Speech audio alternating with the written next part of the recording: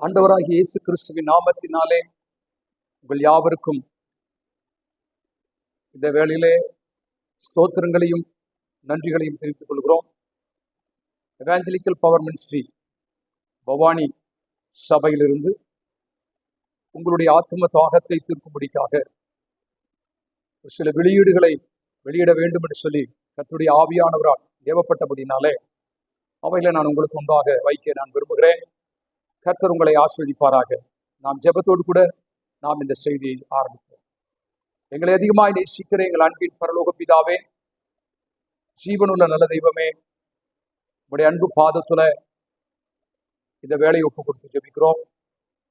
இந்த வார்த்தைகளானது தம்முடைய ஜனங்களுக்கு ஆசீர்வாதத்தை கொண்டு வரும்படியாக ஜெபிக்கிறேன். நீர் ஆசீர்வதிக்கிறவர், ஆகவே உங்களுடைய ஆசீர்வாதம் நிறைந்து காணப்படும்படியாக ஜெபிக்கிறேன். நம்முடைய பிள்ளைகளுடைய இருதயங்களில் இருக்கிற கேள்விகளுக்கு நல்ல விடையை கற்றுக் கொடுத்து ஆசீர்வதிப்படியாக ஜெபிக்கிறேன். தொடர்ந்து நடத்துங்க. இந்த வார்த்தைகள் தம்முடைய பிள்ளைகளுடைய இருதயங்களை தொடட்டும், ஆசீர்வதிக்கிறது. இயேசுவின் நாமத்தின் பிதாவே, ஆமென். அருமையான தேவ ஜனமே, எசேக்கியேல் தீர்க்கதரிசன புஸ்தகம் 22ஆம் அதிகாரம்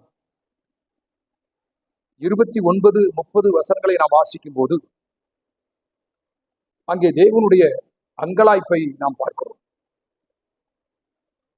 ஆண்டவராகிய தெய்வத்தினுடைய அங்கலாய்ப்பு என்ன சொன்னால், நம் தேசத்தை அழிக்காதபடிக்கு, நான் தேசத்தை அழிக்காதபடிக்கு திறப்பிலே நிற்கவும் சுவரை அடைக்கவும் தக்கதாக ஒரு மனுஷனை தேடினேன், ஒருவனையும் காணேன் என்று சொல்லி ஆண்டவர் அங்கலாய்க்கிறார். இந்த அங்கலாய்ப்பு எத்தனை பேருக்கு தன்னுடைய அங்கலாய்ப்பாய் ஏற்றுக்கொள்கிறார்கள் என்பது தெரியவில்லை. ஆனாலும் கர்த்தருடைய ஆவியானவர் என்னுடைய இருதயத்தில் போட்டதுனால இந்த அங்கலாய்ப்பை, தேவனுடைய அங்கலாய்ப்பை உங்களிடத்துல நான் ஷேர் பண்ண விரும்புகிறேன். தேவனுடைய அங்கலாய்ப்பு ஒரு மனுஷனை தேடுகிறார். ஆண்டவருக்கு ஒரு 4 பேர் தேவை. முதல்ல ஒரு மனுஷன் தேவை. எதற்காக சொன்னால், தேவனுடைய அங்கலாய்ப்பை அறிந்து ஜனங்கள் அழிக்கப்படக்கூடாது. இன்றைக்கு தேசம் முழுவதும் அழிவு, ஏராளமான அழிவுகள் நிறைவேறி கொண்டிருக்கிறது, நடந்து கொண்டிருக்கிறது. தண்ணீரினாலே அழிவு, தீயினாலே அழிவு, ஆக்சிடென்ட்னாலே அழிவு. மனுஷன் அழிவுக்கு நேராய் உண்டாக்கப்பட்டவன் அல்ல, அந்த அழிவிலிருந்து பாதுகாக்கப்பட வேண்டியவனாய் இருக்கிறான். முதலிலே சர்வல்லமுள்ள தேவன் வேதத்திலே சொல்லப்பட்டிருக்கிறபடி நோவாவின் நாட்களிலே தேவன் தண்ணீரினாலே பூமியை அழித்தார். அதற்கு காரணம், மனுஷன் கொடுமை நிறைந்தவனாய் மாறினான். அவனுடைய எண்ணங்கள் கொடுமை நிறைந்ததாய் இருந்தது, அவனுடைய காரியங்கள் கொடுமை நிறைந்ததாய் இருந்தது. ஆகவே அந்த கொடுமை நிறைந்த அந்த மனுஷனை எப்படியாகிலும் விடுவிக்க வேண்டும் என்று சொல்லி அவரும் தன்னுடைய இருதயத்தினுடைய பாரங்களை யாரிடத்திலும் ஷேர் பண்ணினார். ஆனால் ஒரே ஒரு மனுஷன் மட்டும் கிடைத்தான். அவன் பெயர் நோவா. அந்த மனுஷனிடத்துல தன்னுடைய திட்டத்தை விளங்க பண்ணினார். அவனும் சந்தோஷமா ஏற்றுக்கொண்டு, மழையை குறித்து அவனுக்கு தெரியாது, பனி மட்டும்தான் அந்த நாட்களில் பெய்தது. ஆனால் அந்த தேவனுடைய தரிசனத்தை, தேவனுடைய இருதயத்தின் பாரத்தை அறிந்து கொண்டவனாய் அவன் திறப்பிலே நின்றான். அநேகருக்கு சுவிசேஷத்தை அறிவித்தார். தேவன் சொன்ன திட்டத்தை அவன் அழகாய் நிறைவேற்றினான். 300 முழ நீளம், 50 முழ அகலம், 30 முழ உயரமுள்ள ஒரு பேழையை செய்யும்படி ஆண்டவர் பணித்தார். ஏனென்றால் நீயும் உன் குடும்பமும் நான் இந்த தேசத்துல, நான் இந்த உலகத்துல உண்டாக்கின ஜீவராசிகளும் பாதுகாக்கப்பட வேண்டும் என்பதற்காக தேவன் அந்த அங்கலாய்ப்பை நோவாவினிடத்துல சொன்னார். அந்த அங்கலாய்ப்பை அறிந்தவனாய் நோவா அதை நிறைவேற்றினான். ஒரு மனுஷன் தேவனுடைய அங்கலாய்ப்பை நிறைவேற்றினான். அது நிமித்தம் அந்த முழு குடும்பமும், நோவாவினுடைய குடும்பம் முழுவதும், நோவாவுடைய குடும்பத்தில் 3 குமாரர்கள், 3 மருமக்கள்மார், புருஷன், மனைவி ஆக 8 பேரும் காக்கப்பட்டது மட்டுமல்லாமல் தேவனால சிருஷ்டிக்கப்பட்ட ஒவ்வொரு ஜீவராசியும் அன்றைக்கு ஜோடி ஜோடியாய் பாதுகாக்கப்பட்டது என்பதை நாம் நன்றாக அறிந்து கொண்டவர்களாயிருக்கிறோம். ஒரு மனுஷன் தேவை தேவனுடைய அங்கலாய்ப்பை அறிந்து கொள்வதற்கு. இன்றைக்கு தேசம் முழுவதும் ஜனங்கள் இடுக்கண் செய்து, அதற்கு மேலே இருக்கிற வசனத்தை நாம் வாசிப்போமேனால் 29ஆம் வசனத்துல, தேசத்தின் ஜனங்கள் இடுக்கண் செய்து கொள்ளையடித்து சிறுமையும் எளிமையுமானவனை ஒடுக்கி அந்நியனை அநியாயமாய் துன்பப்படுத்துகிறார்கள். ஆகவே இப்படிப்பட்ட நிலைமை மாற வேண்டும், அதற்காக செபிக்கிற ஒரு மனுஷன் தேவை என்று சொல்லி தேவன் அங்கலாய்க்கிறார். தேவனுடைய பிள்ளைகளை, அந்த அங்கலாய்ப்பிலே நீங்கள் இருப்பீர்களா? அந்த அங்கலாய்ப்பை நீங்கள் உங்களுடைய சிரசின் மேல் ஏற்றுக்கொள்வீர்களா? ஒரு மனுஷன் தேவை என்று சொல்லி அங்கலாய்க்கிறார். ஒருவனை தேடினேன், ஒருவனையும் காணேன் என்று சொல்லி அங்கலாய்க்கிறான். ஆம் தேவனுடைய பிள்ளைகளை, ஒரு மனுஷன் போதும். ஏனென்றால் ஆதிம நாட்களிலே விசுவாசத்தின் தகப்பனாகி ஆபிரகாம் ஒருவனாய் இருக்கும் போது அவனை அழைத்தார். அவன் குடும்பமாய் இருந்தான், ஆனாலும் அவனை கர்த்தர் அழைத்தார்.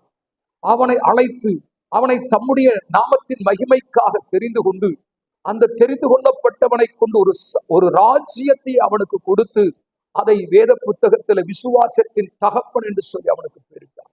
ஒருவனை தேடினான். என்னை குறித்து விசுவாசம் உள்ளவன் ஒருவன் உண்டோ என்று சொல்லி ஒருவனை தேடினார். அதிலே ஆபிரகாம் தெளிவாக ஆண்டவருடைய கண்களிலே பட்டார்.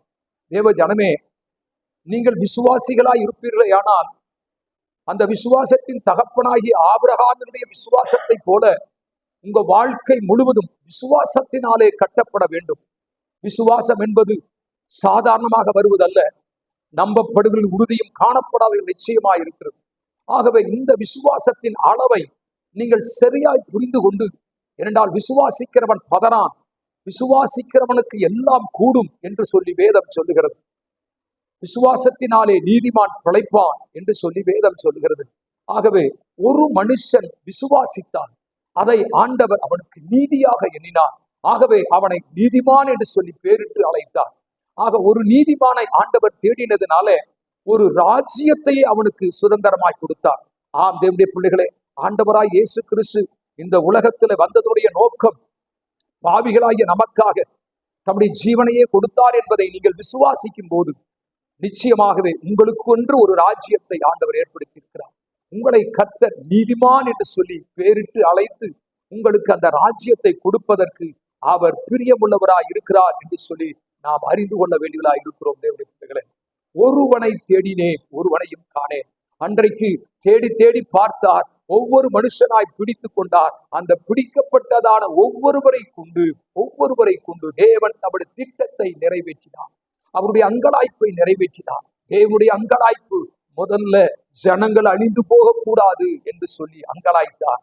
இரண்டாவது, ஒரு தனிப்பட்ட மனுஷன் அழிந்து போகக்கூடாது என்று சொல்லி ஆண்டவர் அங்கலாய்த்தார். அவருடைய அங்கலாய்ப்புக்கு ஒரு மனுஷன் தேவை, அவருடைய அங்கலாய்ப்பை பூர்த்தி செய்வதற்கு. ஆனால் இன்றைக்கு பூர்த்தி செய்கிற ஆட்கள் மிகவும் குறைவாய் இருக்கிறார்கள். தேவனுடைய பிள்ளைகளை, மிகவும் குறைவாய் இருக்கிறார். ஒரு மனுஷனை தேடினேன், ஒருவனையும் காணேன் என்று சொல்லி வேதம் சொல்லுகிறது.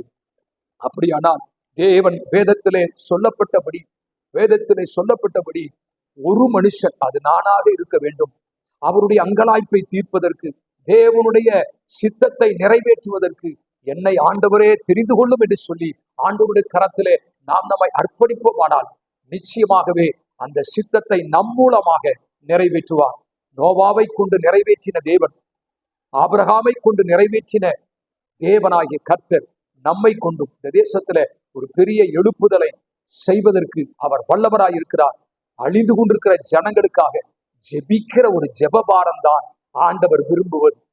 ஆண்டவருடைய அங்கலாய்ப்பெல்லாம் ஒரு மனுஷன் திறப்பின் வாயிலில் நின்று ஜெபிப்பானே, ஆனால் நிச்சயமாகவே நான் என்னுடைய திட்டத்தை அவன் மூலமாய் தேசத்திலே நிறைவேற்றுவேன் என்று சொல்லி சொல்லப்பட்டிருக்கிற வார்த்தையின்படி நிச்சயமாகவே தேவன் நம்மை ஆசீர்வதிப்பார். மாத்திரமல்ல, நம்மை நீதிமானாக்குவார். மாத்திரமல்ல, நம்மை அந்த ராஜ்யத்திற்கு நேராய் கொண்டு போவார். கர்த்தர் தாமே நம்மை ஆசீர்வதிப்பாராக. செபிக்கலாம். எங்களை அதிகமாய் நேசிக்கிற எங்கள் அன்பின் பரலோக பிதாவே, தேசத்தில் இருக்கிற சூழ்நிலைகளுக்கு நடுவில் ஒரு மனுஷனை தேடினேன், ஒருவனையும் காணேன் என்று அங்கலாய்த்த உடைய அங்கலாய்ப்புக்கு இதோ அடியேன் இருக்கிறேன் என்று சொல்லி இயேசு கிறிஸ்து வந்தது போல இந்த வார்த்தைகளை கேட்ட தேவ பிள்ளைகள் ஒரு மணி நேரம் தேசத்தினுடைய அழிவிலிருந்து ஜனங்களை பாதுகாக்க வேண்டும் என்று சொல்லி ஜெபிக்கத்தக்கதான ஒரு மனுஷனை கர்த்தர் நீர் தெரிந்து கொள்ள வேண்டும் என்று ஜெபிக்கிறேன். அது நானாக இருக்க வேண்டும் என்று சொல்லி இந்த வார்த்தைகளை கேட்கிறது நம்முடைய பிள்ளைகளுடைய இருதயத்துல கர்த்தர் பேசி ஆசீர்வதிக்கும்படியா, அவர்களை நீதிமானாக்கும்படியா, ஆபிரகாமை போல சோதனை வந்தாலும் அந்த சோதனையிலே ஜெயிக்கத்தக்கதான ஒரு மனுஷன் முழுவதுமாக ஒரு பெரிய ராஜ்யத்திற்கு நேராய் கர்த்தரவனை வழிநடத்தினது போல எங்களுக்கு ஒரு ராஜ்யத்தை வைத்திருக்கிறீர். அந்த ராஜ்யத்திற்கு நேராக வழிநடத்த வருவதற்கு எங்களை பயன்படுத்தும்படியா ஜெபிக்கிறேன். இந்த வார்த்தையை கேட்டு ஒவ்வொருவரையும் கர்த்தர் பயன்படுத்தும்.